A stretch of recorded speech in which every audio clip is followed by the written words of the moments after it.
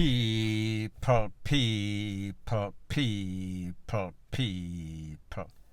Que pasa, sac passe, what they do. Now, people, there's a saying that goes something like this. A song, sorry. It goes something like this. I fight the law, but the law won. There's a saying that goes something like this. Live by the gun, die by the gun. There's a next saying that goes something like this. Planting one D-E-A-D, it S-H00T. Now, people, I am speaking specifically about an incident that took place in the Papine area today about 2 p.m. Based on information, it is said that reputed gangster Dawg Paw Christopher Linton, mix up the name whichever way you want to call it, he was taken out by the Paw. Based on information, it is said that the Paw were acting on information that some men were rolling in a vehicle in the Ellison Flats area. It is said that the Paw summons the vehicle to stop. They did not want to stop. Dawg Paw and him Cumbolo alighted from the car, blaze up some corn upon the Paw, and people, you know the script. The Paw returned the FIRE, and after the smoke clear, Dawg Paw, he was hit. He was taken to the nearby hospital, which would have been University of the West Indies, place of recovery. However, people, he did not recover. It is also said that a fire piece was also found, seized in the vehicle. Rounds of ammunition, rate, lele, you know, the full 100. Now, people, based on information that I am getting, it is said that the motive behind this, the mitigating factor, the straw that broke the camel's back, was the fact that Mr. Dawg Paw Linton, he was responsible for a taximan that lost his life 2 days ago in Papine. Amongst other things, based on information from the Paw, it is said that Dawg Paw's name has been called up in a whole lot of pie since his release of April of 2021. Now, people, just to give you background about this man. In 2013, he was sentenced. He beat the case on appeal, some sort of technicality. Him and his co-defendants, both of them were released. He's been out since April. We are now in October. So therefore, people, in a short couple of months, this man free, this man DEAD. So therefore, from lockup to freedom to the afterlife, very, very quickly. So people, it only shows you that this is a lifestyle, the lifespan, the shelf life of a criminal, especially a notorious gangster such as Dawg Paw. Now, people, let's talk about Dawg Paw when he came out of the big yard. We know that he has been shot in some sort of reprisal, some sort of conflict. We've seen Dawg Paw on many occasions, all sorts of voice notes circulating all over social media between himself and the next person named Momo.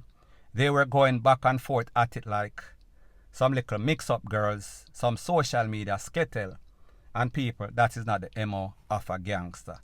That is the new social media, new millennials that are out there that calls themselves gangster. We say everybody wants a highlight, everybody likes the video light, everybody wants a spotlight. Even the gangsters are now getting into the action.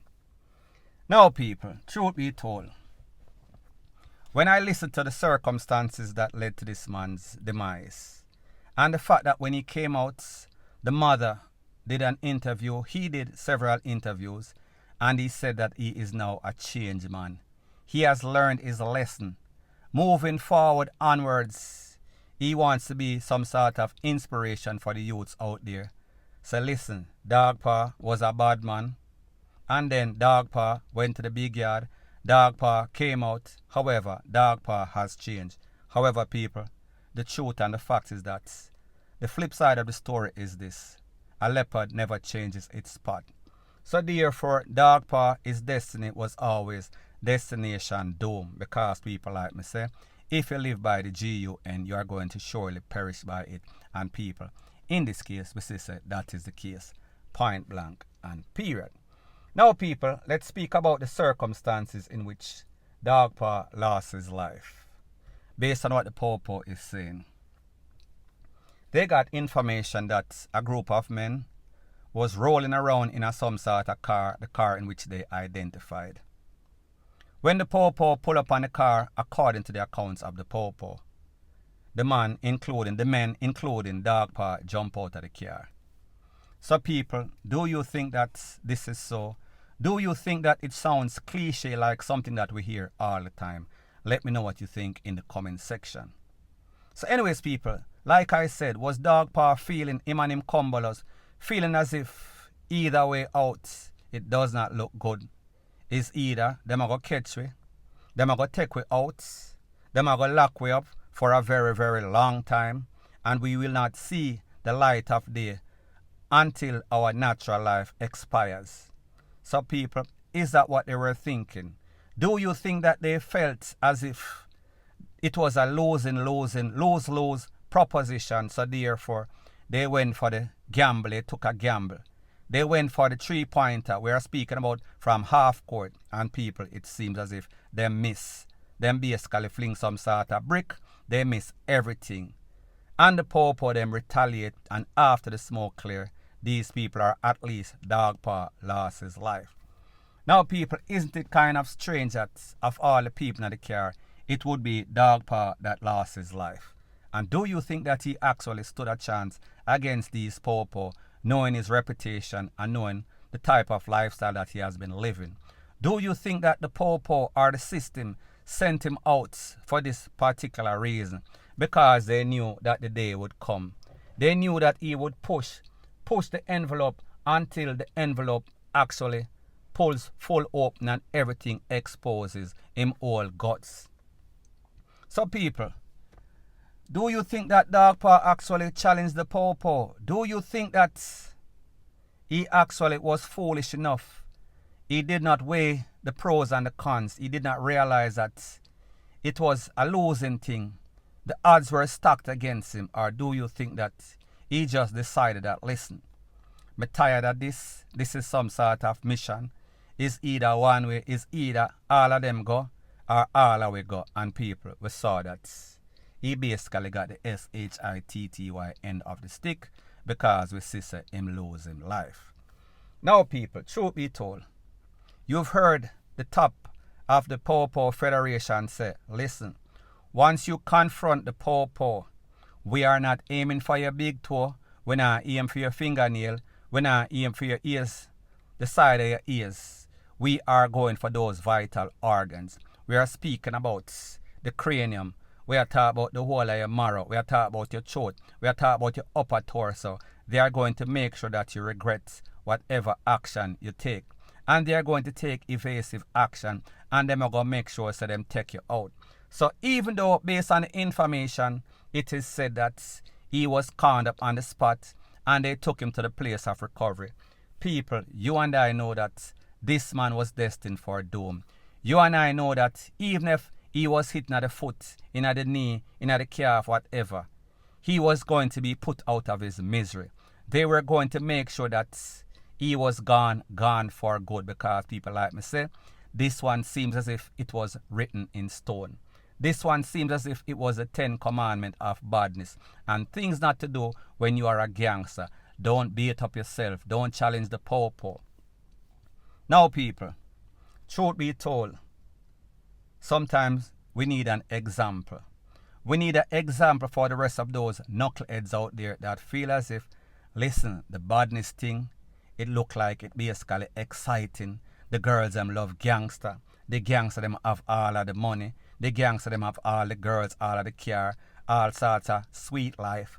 However, people like them say, anything too sweet, where sweet you, it all go sour you. And the next thing is this, chicken Mary, heart the near. So therefore, whenever you are celebrating, whenever you feel as if you are untouchable, there is always a thing in life called a humble pie, humility. Life is a very humbling experience. And people, in the case of Dawg Paw and him Kumbolo, specifically Dawg Paw, people, it seems as if his number was called. And when his number was called and he answered, he got hit in the ears. He got hit in the places that basically you don't recover from.